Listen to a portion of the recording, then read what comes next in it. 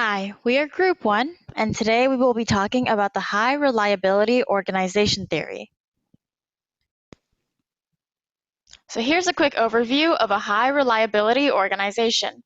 What makes an organization highly reliable? According to Greg Jacobson, CEO of KaiNexus, a highly reliable organization succeeds in avoiding catastrophes despite a high level of risk and complexity. Several factors can contribute to the success of an organization, such as good leadership, high profits, and a culture of continuous improvement. However, today we will be telling you about the 5 main principles that every highly reliable organization follows. The first is to not be tricked by your success. The second is to defer to your experts.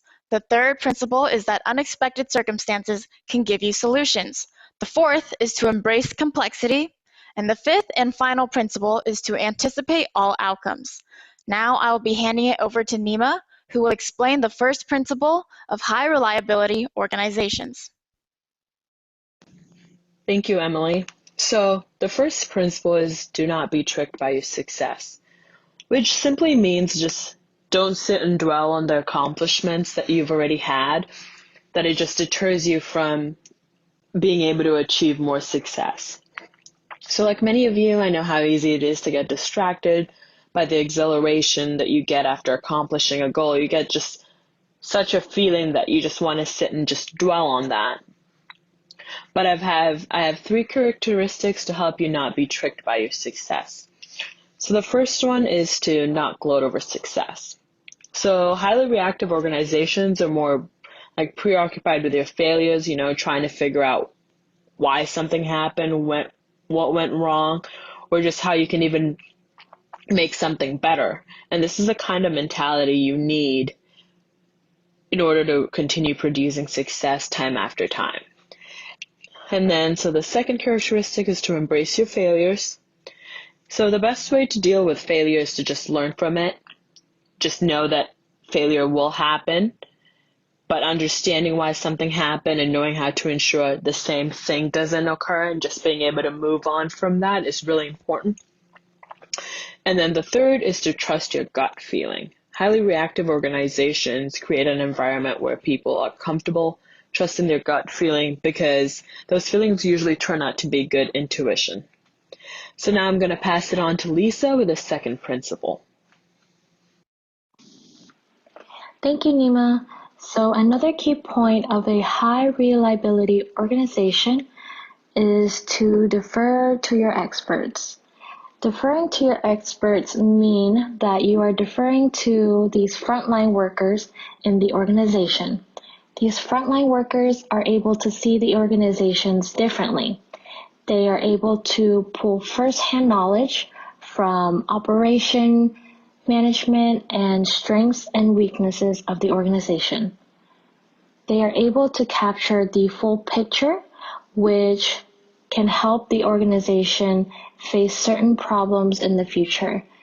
They are able to organize and understand what the organization can do, and these frontline workers are able to take more risk action because they understand the organization. A lot of executives at the top are not able to capture the full picture just because they are not there, experience things firsthand. These frontline workers also create a bottom-up culture, which means that they are able to empower the work environment, which will result in greater job satisfaction and lower turnover rates. Now I'm going to pass it on to Marta, and she's going to explain different solutions when unexpected circumstances arise in a high reliability organization. The next principle we will be discussing is let the unexpected circumstances provide your solution. This means you must have a creative and open mind in the face of the unexpected, which may be hard to achieve when you're in a situation where you feel unprepared. However, it is vital that you do not panic and have a steady head. As stated in Managing the Unexpected by Carl Weick and Kathleen Sutcliffe, high reliability organizations consistently deliver high performance in unpredictable situations where the potential for error and disaster is overwhelming. They're able to achieve this by responding in a flexible rather than rigid manner, and they also remain focused and composed in these scenarios. Weick and Sutcliffe also stated that one of the most common pitfalls is rushing to make a decision before a situation is fully understood. It is common for individuals to experience tunnel vision when approaching an unexpected problem. It is important for you to remain calm and fully analyze the situation to come up with a solution. The answer isn't always obvious or traditional, so it is key that you do not rush into a decision prior to fully understanding the problem. The solution may even be found within the problem, making it vital for business organizations to pay attention to the details and operate mindfully.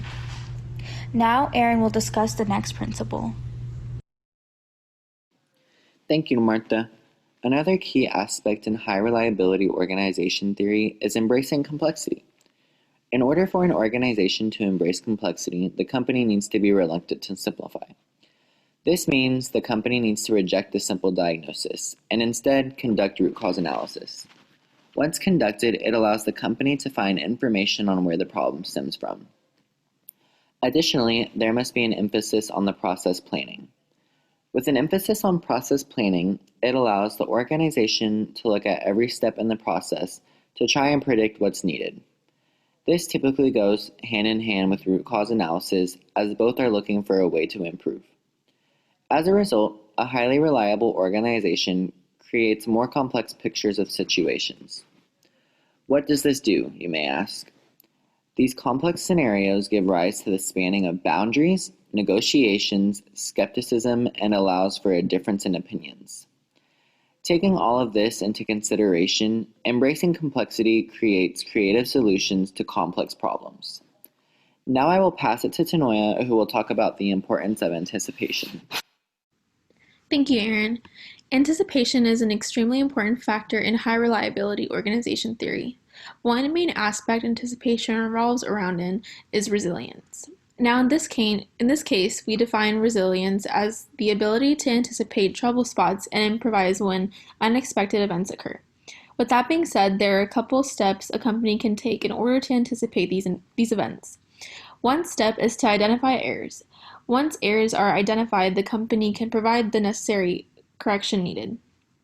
Identifying errors can also allow the company to prepare in advance for emergencies or errors that might happen. In order to ensure smooth information flow between departments to help identify these errors, the organization has to remove barriers to cross-functional collaboration. Once cross-functional collaboration has taken place, it helps companies gain perspectives on different risks that might happen, which leads to risk management. Additionally, an organization should always expect rare events to occur. With the expectation of rare events occurring, a key process known as sense-making comes into play. Sense-making creates awareness and understanding in situations of high complexity and risk. The last factor in this process is for the company to be agile and adaptable to unforeseen circumstances, as it allows for the company to grow and handle situations in a beneficial way to the company. Now I'll pass it on to Emily, who will conclude our presentation. All in all, there are many things to consider in building a high reliability organization. In order to have a high reliability organization, you must embrace your failures, look at the bigger picture, and be creative with your solutions. Thank you for your time and for watching our presentation.